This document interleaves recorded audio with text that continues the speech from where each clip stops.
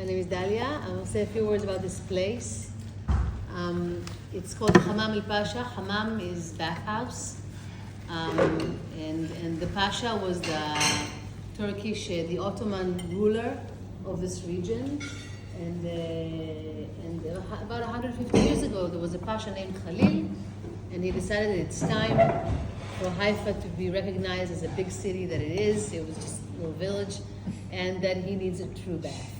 So he built himself, not himself, but for himself, this structure. It's actually all the way, it's like the entire alley is the Hamam. This part of it was the central part where the men would bathe. Anyone who's been to a Turkish bathhouse? Okay. So this, had the big rock here, and this was the big space, and down the line, if you afterwards you're going to see there's like a, you can't enter, but there's another little dome. That's where the women's Hamam was. And then Ottoman Empire fell, British mandate comes over. The British are really good at keeping the stuff that works, keeping it working. So they kept the bathhouse working, and this entire neighborhood was filled already with bureaucrats and with people of trade, mostly Palestinian. It was not the glamorous neighborhood that it was back in the late 1800s, but it was a good one. And then in 1948, with Israel's independence, which is also called the Nakba for the Palestinian residents, 90% of Palestinian residents of Haifa left.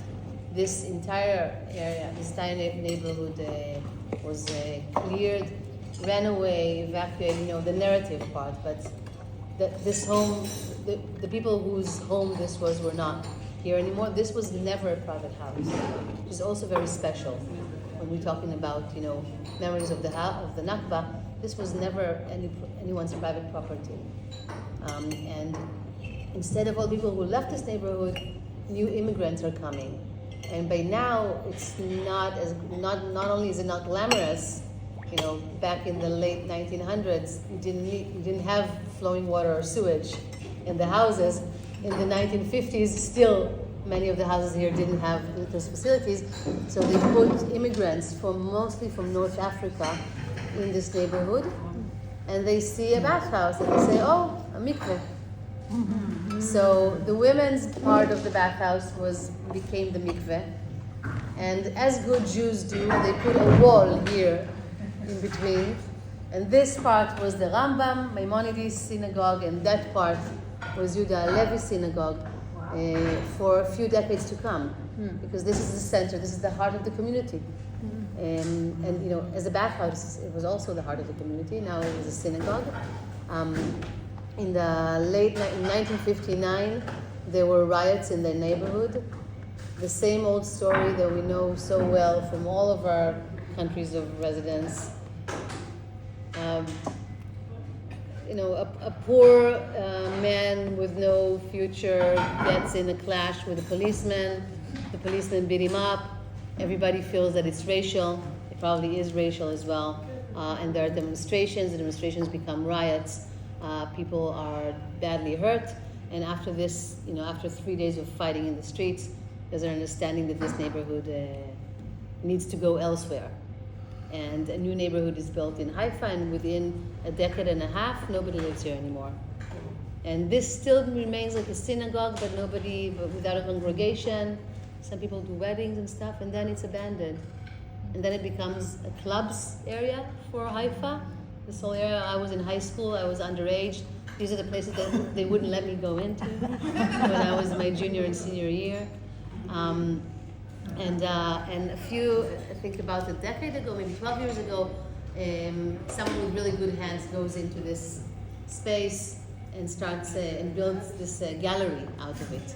So everything that you see here made of steel and wood was made here. In here as a workshop. And 8 years ago, we moved to Haifa, Aran and I, with our son, Nuri.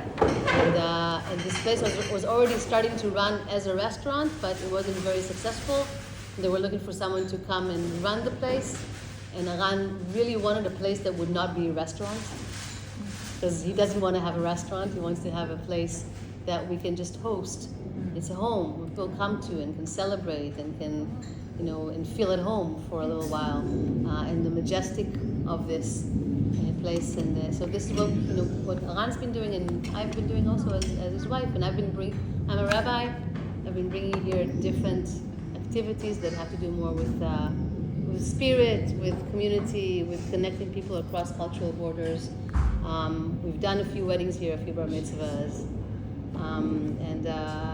and this is it. And I was very, very happy. I'm very, very happy that you're here. We had a long conversation, Zorit and I, about how is this going to work, and is it okay, and if it works.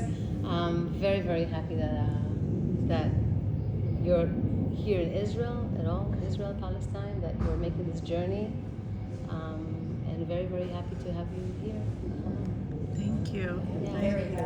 Yeah. Thank you. Walking in, it felt like regal. It felt like a home that was so spacious and loving and warm and welcoming. Thank you. Yeah, I think you all deserve it. To feel regal and majestic. Also, to say this is definitely, we've had good food, but like, this is the best food I've had, not only on this trip, but like, this is fantastic food.